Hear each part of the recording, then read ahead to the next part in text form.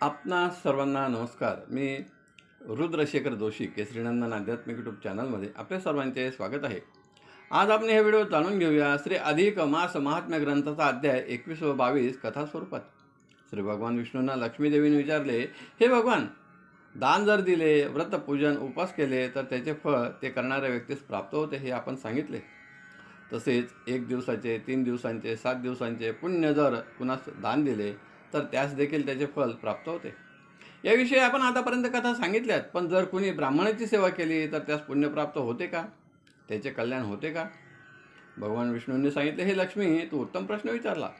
याविषयी एक कथा आहे, ती सांगतो. फार पूर्वी विराट देशात एक सुंदर नगर होते. त्याचे नाव माहूर, जे आजही श्री रेणुका मातेचे निवासस्थान, श्री गुरुदत्तांचेही निवासस्थान असून अनेक ऋषीमुनी देवदेवता तेथे निवास करतात.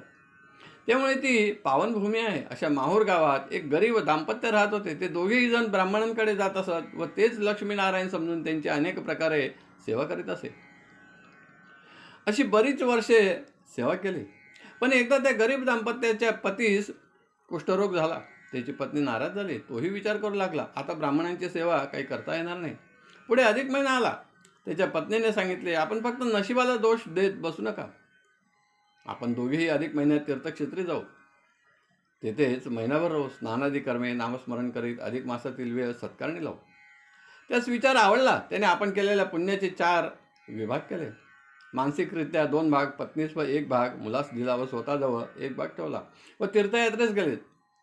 पहाटे सुटून स्नान करण्यास नदी तीरावरती जायचे. तेथे साधू संत ऋषीमुनी यांचे दर्शन घ्यायचे, नामस्मरण करायचे. या कार्यात कधी कधी त्यांना उपवासही घडत असे.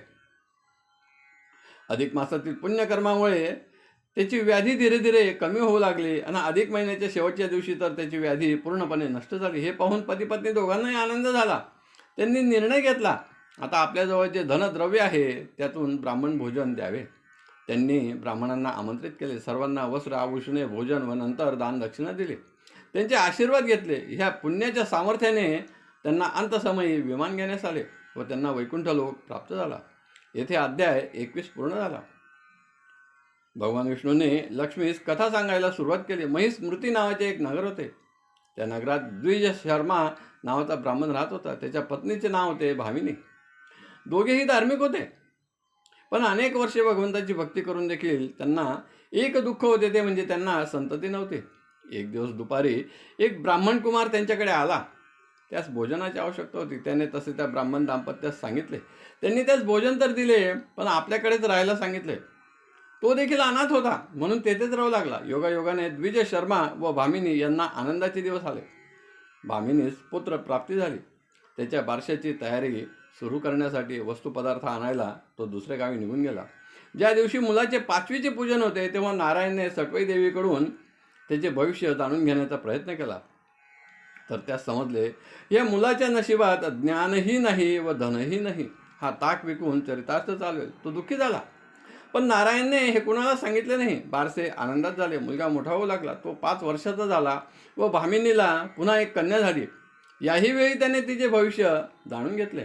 तर ते आणखीन भयानक होते. ती देह विक्रायचा व्यवसाय करेल हे जाणून नारायण दुःखी झाला. तरीही त्याने द्विज शर्मा व भामिनी याबाबत काहीही सांगितले नाही. दिवसामागून दिवस जात होते. पुढे द्विज शर्माचे निधन झाले. त्यानंतर त्याच्या पत्नीचे देखील निधन झाले. दोघेही मुले अनाथ झालीत. मुलगा खरेच ताक विकून चरितार्थ चालवू लागला. तर मुलीचे भविष्यही पुढे कठीण आहे हे नारायणास माहीत होते. त्याने विचार केला, त्यांचे दुःख आपल्याला पाहले जाणार नाही, म्हणून तो तेथून निघून जाण्याचा विचार करू लागला व दुसऱ्या गावी निघून गेला. येथे अध्याय 22 पूर्ण झाला. आपणास हा व्हिडिओ आवडला असेल तर जरूर लाईक करा, शेअर करा आणि व्हिडिओच्या खाली असलेल्या सबस्क्राईब शब्दावर जरूर क्लिक करा. धन्यवाद. नमस्कार. जय केसरीनंदन.